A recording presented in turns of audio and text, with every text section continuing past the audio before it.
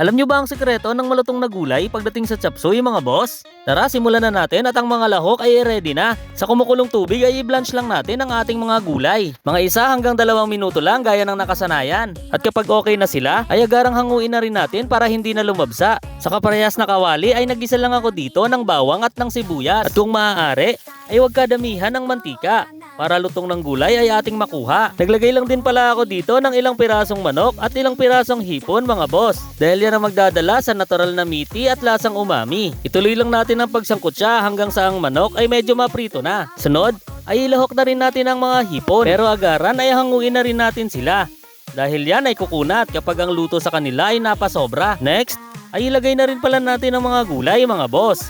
Huwag lang lulubay sa pagsangkot siya habang ang apoy ay malakas pa. 2 kutsarang oyster sauce, kalahating chicken cubes, 2 kurot ng asin, at isunod na rin natin ang 1 teaspoon na paminta. Paghaluin lang sila hanggang manuot sa gulay ang lasa. At para level up ang saya, 1 kutsarang liquid seasoning ay isama pa.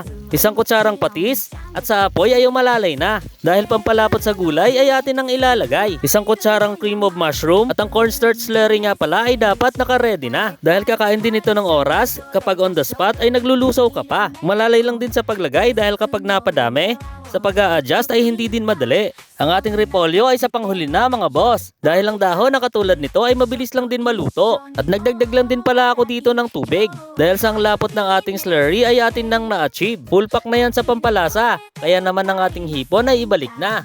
At syempre, pagtikim sa niluluto ay don't forget.